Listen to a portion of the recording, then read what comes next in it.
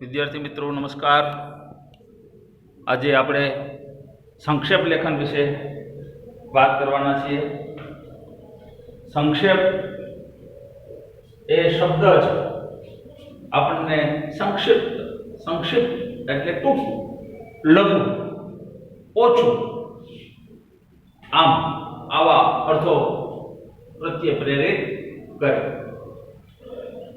સંક્ષેપ લેખન કરવું એટલે સાદી ભાષામાં કહું તો કોઈ લેખકે પોતાના વિચારોને, પોતાના ભાવોને રજૂ કરવા ખૂબ સુંદર રીતે ઉદાહરણો, દૃષ્ટાંતો, પ્રસંગો, અલંકારિક ભાષા આ બધાનો ઉપયોગ કર્યો.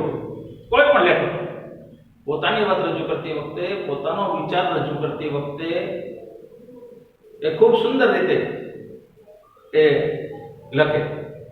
તો એમાં ઉદાહરણો આવે, દ્રષ્ટાંતો આવે, પ્રસંગો આવે, અલંકારિક ભાષા આવે, જુદા જુદા કોઈ મહાપુરુષોના કોટેશન આવે.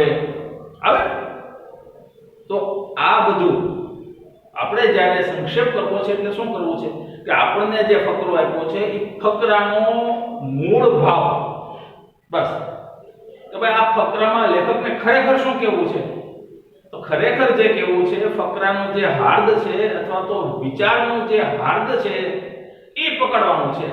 અને એની આજુબાજુનું જે કાંઈ પણ છે, એની આજુબાજુમાં આવતા દૃષ્ટાંતો છે, ઉદાહરણો છે, પ્રસંગો છે, કોટેશન્સ છે, અલંકારિક ભાષા છે, વધારાનું કાંઈ એકને એક વાતનું પુનરાવર્તન છે, કરે ને. જો કોઈ પોતાના વિચાર સમજાવવા માટે વાતનું પુનરાવર્તન પણ કરે તો વારંવાર થતું પુનરાવર્તન છે. એકને એક વાત બીજી વાર ન થવી જોઈએ.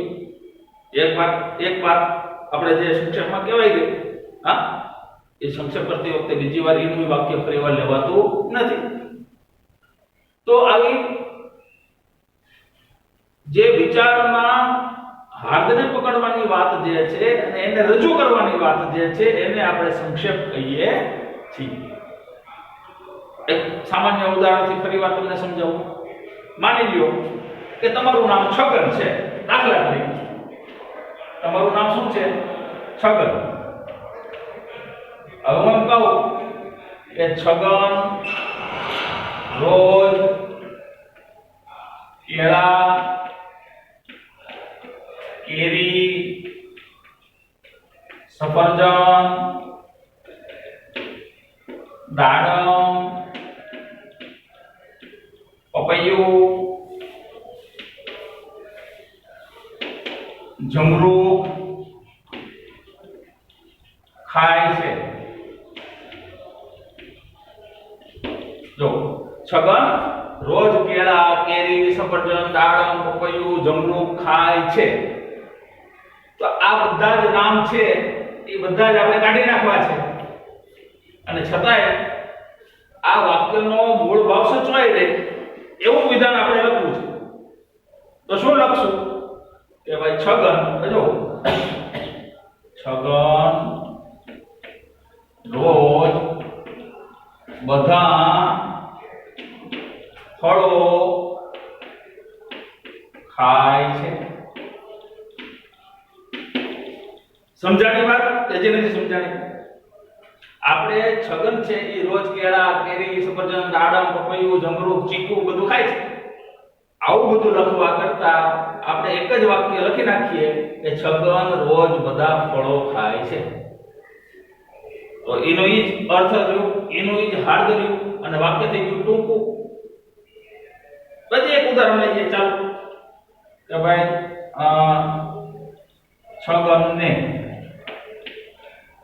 છગનને ગુજરાતી, હિન્દી, અંગ્રેજી, સંસ્કૃત, ઉર્દુ, ફારસી, પોર્ટુગીઝ,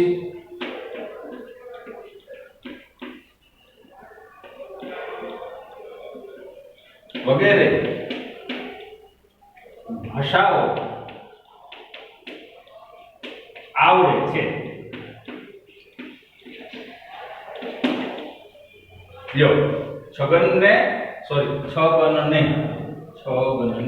તો છગનને ગુજરાતી, હિન્દી, અંગ્રેજી, સંસ્કૃત, ઉર્દુ, ફારસી, પોર્ટુગીઝ વગેરે ભાષાઓ આવડે છે. આ તમે તમારી જાતે કરો જોઈએ. ચાલો વિચારો. આ જે વાક્ય છે એને સાવ ટૂંકું રૂપ આપવાનું છે અને આ હાર્દ જે છે આપણું એ હાર્દ જવું જોઈએ નહીં. બરોબર છે? તો શું બનશે વાક્ય? બોલો વિચારો. છગનને આ બધું નીકળી ગયું. ગુજરાતી, હિન્દી, અંગ્રેજી, સંસ્કૃત, ઉર્દુ, ફારસી, પોર્ટુગીઝ વગેરે બધો શબ્દ નીકળી ગયા અને અહીંયા શું આવશે? છગનને મોટા ભાગની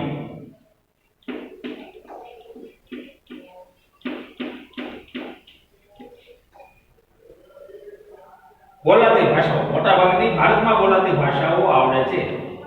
ભારતમાં બોલાતી ભાષાઓ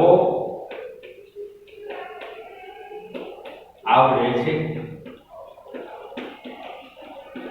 લો હવે સમજાવું. આપણે શું કર્યું આમાં?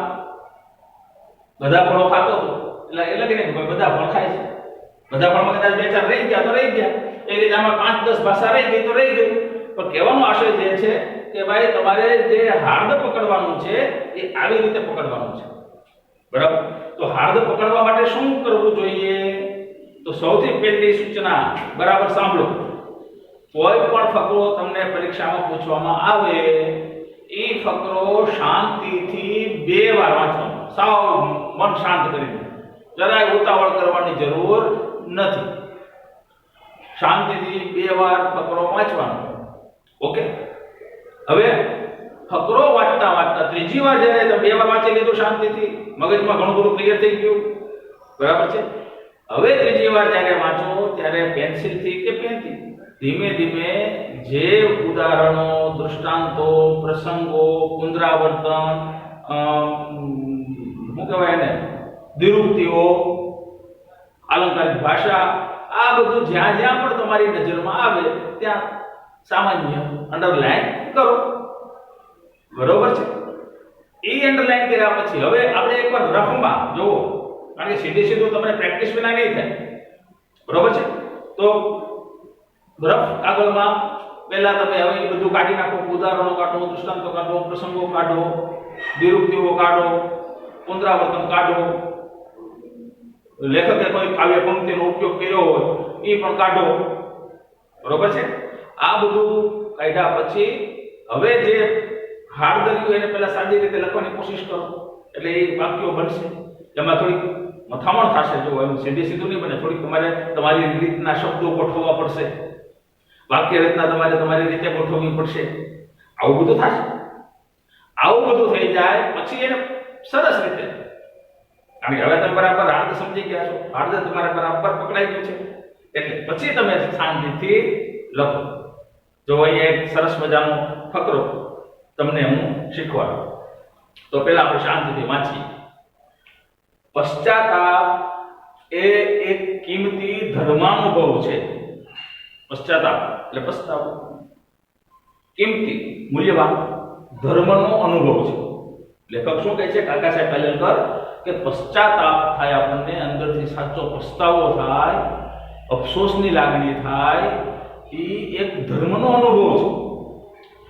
હવે ઉદાહરણ, જે વાસણ માટી કે રાખથી સાફ થતા નથી તે જેમ તેજથી સાફ થાય છે ને કાટ બધો ઓગળી કે બળી જાય, વાસણ ચળકવા માંડે છે. જો હવે કોઈ એવું વાસણ હોય કે જે માટીથી કે રાખથી સાફ ન થાય, તો એ શું કરીએ આપણે? એસિડ, તેજાબ. તો તેજાબથી સાફ થાય છે અને એનો બધો કાટ ઓગળી જાય કે બળી જાય અને વાસણ ચળકવા માંડે છે.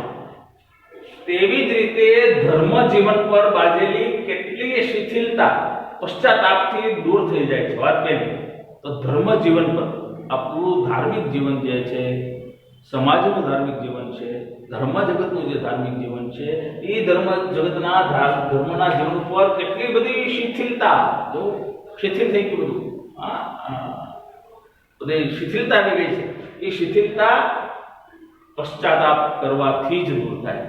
તમારાથી કોઈ પાપ થઈ ગયું, કલાપીને યાદ કરો, યાદ આવે ને? આ પસ્તાવો વિપુલ ઝરણું સ્વર્ગથી ઉતર્યું છે, પાપી તેમાં ડૂબકી દઈને પુણ્યશાળી બને છે. આ લખવાનું નથી, આ ખાલી તમને યાદ આવ્યું એટલે. તો પશ્ચાતાપથી દૂર થઈ જાય છે. પશ્ચાતાપ કરવો જોઈએ. ચાલો, પછી શું થાય? અને માણસ એકાએક પલટો ખાય છે. જો એક વખત તમને સાચા હૃદયથી પસ્તાવો થઈ ગયો, પશ્ચાતાપ થઈ ગયો, જે ગાંધીજીને થયો હતો, આપણે ચોરીને પ્રાયશ્ચિત પાઠમાં ભણી ગયા, કેવો પસ્તાવો થાય છે, પછી નિખાલસ એકરાર કરે છે, કબૂલાત કરે છે. તો આવો પશ્ચાતાપ થઈ જાય તો માણસ એકાએક પલટો ખાય.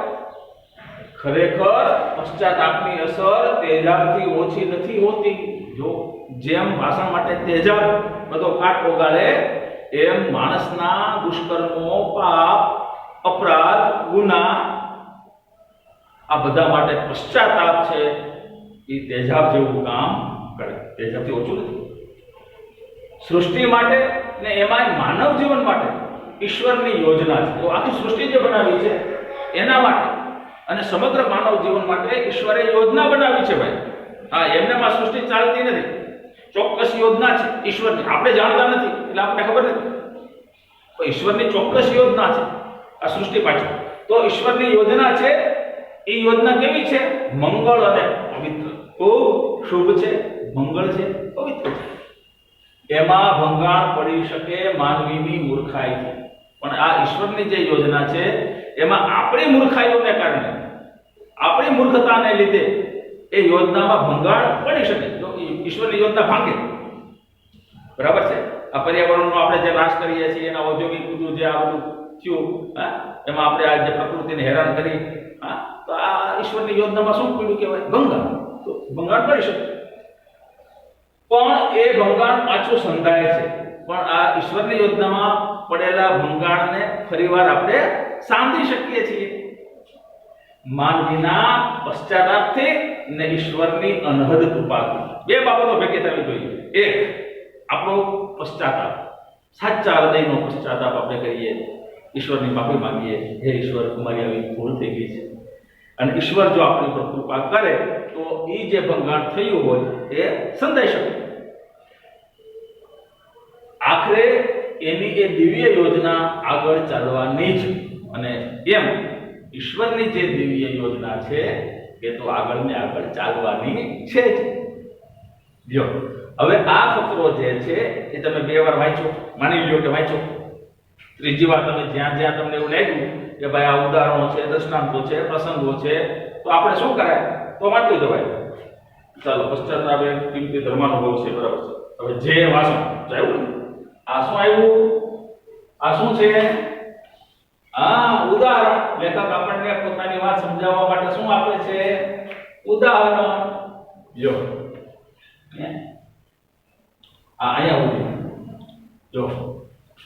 હવે ધર્મજીવન પર બાંધેલી કેટલી શિથિલતા પશ્ચાતાપથી દૂર થઈ જાય છે. આ મુદ્દો રાખવાનો અને માણસ એક પલટો ખાય છે. હવે આ ઉદાહરણ તેજાબથી ઓછી નથી. જો એ જોવો તમે ઉદાહરણ, જો ઉદાહરણ દ્રષ્ટાંતો જોતા જાઓ. હવે આ વાક્ય નવું છે.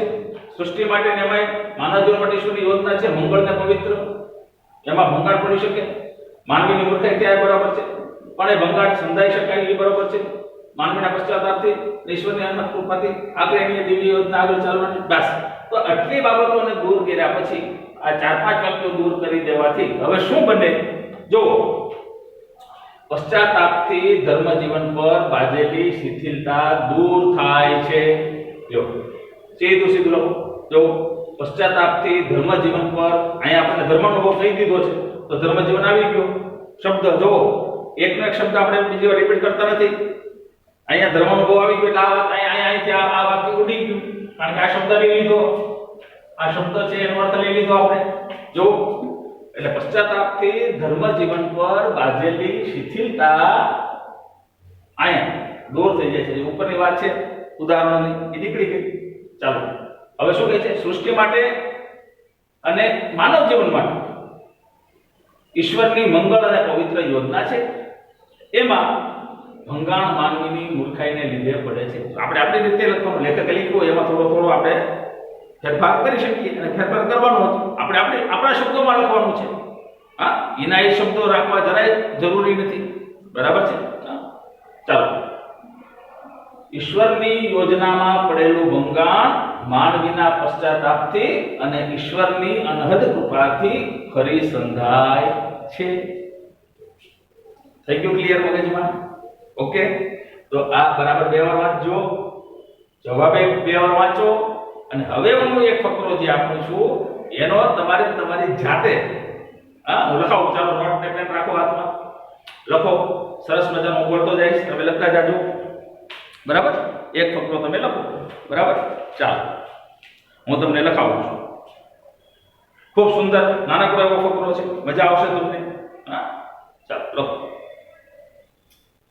પુસ્તક ઇન્વર્ટેડ કોમા આધુનિક માનવીને આનંદ આપનાર સૌથી અને સૌથી શિષ્ટ સાધન છે. ફરી વાર બોલો. પુસ્તક ઇન્વર્ટેડ કોમા, બસ પૂરું.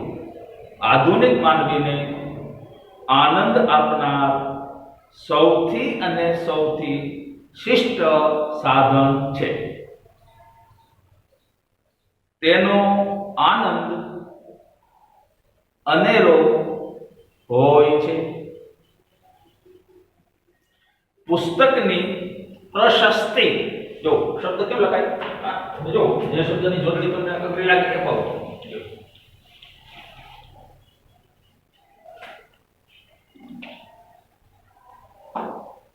પ્રશસ્તિ, પુસ્તકની પ્રશસ્તિ. પ્રશસ્તિ એટલે પ્રશંસા, વખાણ. કરીએ એટલી ઓછી. પૂર્ણ વિરામ. માણસને એની સાથે એવી મોહબ્બત છે, એવી મોહબ્બત, પ્રેમ, એવો પ્રેમ છે, એવી મોહબ્બત છે કે પુસ્તક સાથે તે હસે છે, અલ્પવિરામ, રડે છે, અલ્પવિરામ, ઉદાસ થઈ જાય છે, અલ્પવિરામ, આનંદ પામે છે. ફરીવાર. માણસને એની સાથે એવી મોહબ્બત છે કે પુસ્તક સાથે તે હસે છે, અલ્પવિરામ, રડે છે, અલ્પવિરામ, ઉદાસ થઈ જાય છે, અલ્પવિરામ, આનંદ પામે છે, પૂર્ણવિરામ. પુસ્તકની હાજરીમાં પોતાની જાત સાથે વાતો કરવા લાગે છે. પુસ્તકની હાજરીમાં પોતાની જાત સાથે વાતો કરવા લાગે છે અને પોતાની જાતને ક્યારેક તો માત્ર પુસ્તક પાસે જ ખુલ્લી કરે છે. પોતાની જાતને ક્યારેક તો માત્ર પુસ્તક પાસે જ ખુલ્લી કરે છે. પુસ્તક માનવીને માટે દિલોજાન દોસ્ત છે. પુસ્તક માનવીને માટે દિલોજાન દોસ્ત છે. પુસ્તક એક વિસ્મયકારક, વિસ્મય, કૌતુક, કુતૂહલ, વિસ્મયકારક વસ્તુ છે.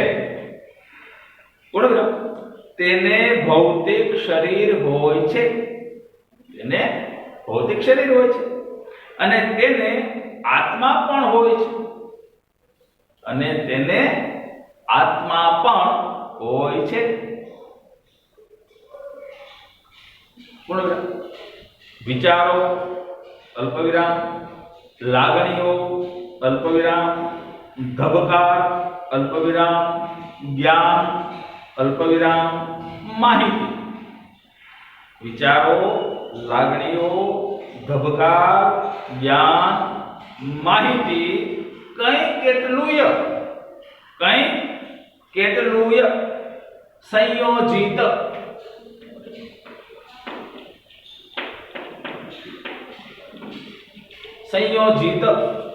થઈને તેમાંથી પુસ્તક બને છે. કંઈ કેટલુંય સંયોજિત થઈને તેમાંથી પુસ્તક બને છે. પૂર્ણ. તેની સાથે તમે વાતો કરી શકો છો, અલ્પવિરામ, સફર કરી શકો છો, પૂર્ણ. તેની સાથે તમે વાતો કરી શકો છો, અલ્પવિરામ, સફર કરી શકો છો, પૂર્ણ. પુસ્તક એક જાદુઈ દીવો છે. પુસ્તક એક જાદુઈ દીવો છે. પૂર્ણ. દીવાની પાસે એકલા બેઠા હોઈએ, દીવાની પાસે એકલા બેઠા હોઈએ અને સાથે પુસ્તક હોય, અને સાથે પુસ્તક હોય, એના જેવો આનંદ દુનિયામાં એકે નથી. એના જેવો આનંદ દુનિયામાં એકે નથી. નીચે લેખકનું નામ મોહમ્મદ માકર.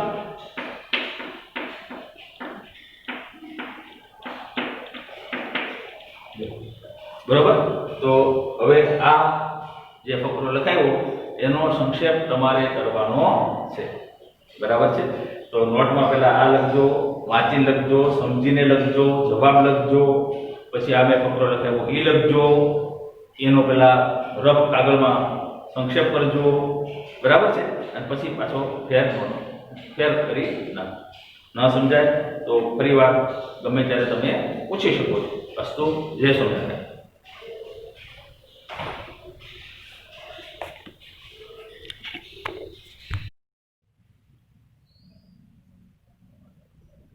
મિત્રો, તો આ રીતે આપણે સંક્ષેપ કર્યા પછી હવેનું આપણું જે કામ જે છે એ શીર્ષક આપવાનું.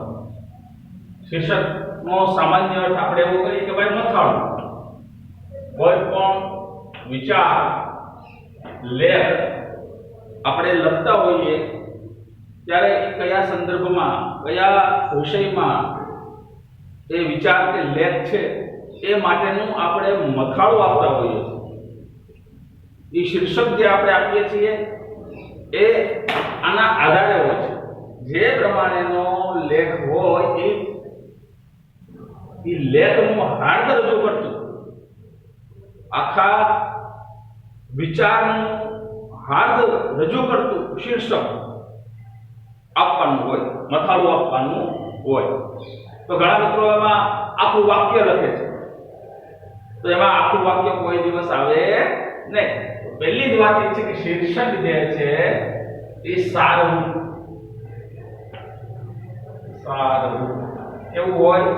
સારું. તમે જે ફકરો વાંચો, તમે જે ફકરો બરાબર સમજ્યા, તમે જે ફકરાનો સંક્ષેપ કર્યો, એ સંક્ષેપનો સાર રૂપ એટલે કે કડી રૂપ, તમને એમ ટૂંકમાં સમજાવું કે એના કડી રૂપ જે શબ્દો છે, હવે આખા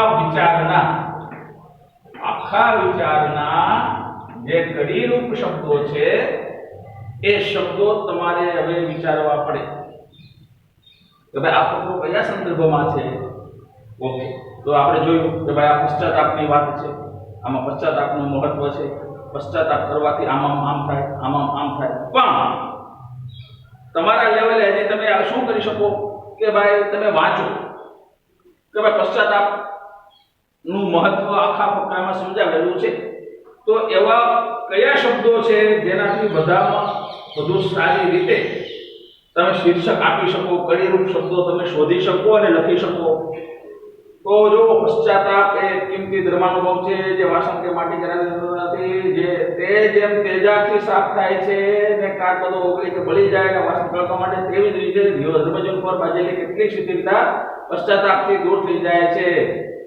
બરાબર. ખરેખર પશ્ચાતાપની અસર તેજાબથી ઓછી નથી. અહીંયા તેજાબ તમે જુઓ તો ફકરો વાંચો એટલે તમને સમજાશે કે લેખક પોતાની વાત સમજાવવા અમુક શબ્દો ઉપર વધુ ભાર મૂકે છે. અમુક શબ્દો અથવા એને જેવા સમાનાર્થી શબ્દો.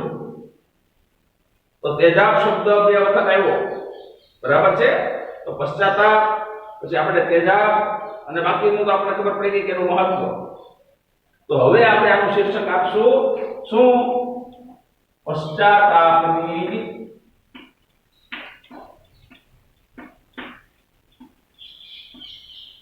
તેજાબી અસર.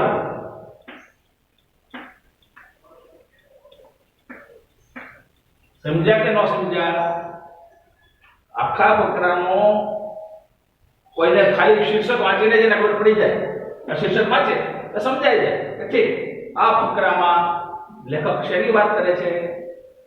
શીર્ષક વાંચીને જ એને ખબર પડે ઠીક આ ફકરો જે છે એ એમાં પશ્ચાતાપની જે અસરો છે, તેજાબી જે અસરો છે એની વાત લેખક કરે છે. તો આવી રીતે દરેક સંક્ષેપ કરતી વખતે તમારે સંક્ષેપ થઈ ગયા પછી અથવા સંક્ષેપ કરતા પહેલા પરીક્ષામાં ઉપર હેડિંગમાં જ તે પહેલા શીર્ષક અને પછી એની નીચે તમારો આવી રીતે બોર્ડર કરી નાખવાની એટલે સીધું પ્રેક્ષકનું ધ્યાન જાય. તો શીર્ષક લખી અને પછી સંક્ષેપ કરવાનો. અને કદાચ ન કરો આવી રીતે તો સંક્ષેપ લખાઈ ગયા પછી. તો મિત્રો આ તમે જવાબ આ રીતે લખી એની ઉપર આ પશ્ચાતાપની તેજાબી અસર અથવા તો નીચે અથવા ઉપર તમને જ્યાં અનુકૂળ આવે ત્યાં આ તમે લખજો. અને તમને જે પેરેગ્રાફ લખાયો છે પુસ્તકનો એમાં પણ હવે તમારે તમારી જાતે શીર્ષક પસંદ કરવાનું છે. અસ્તુ. જય સ્વામિનારાયણ.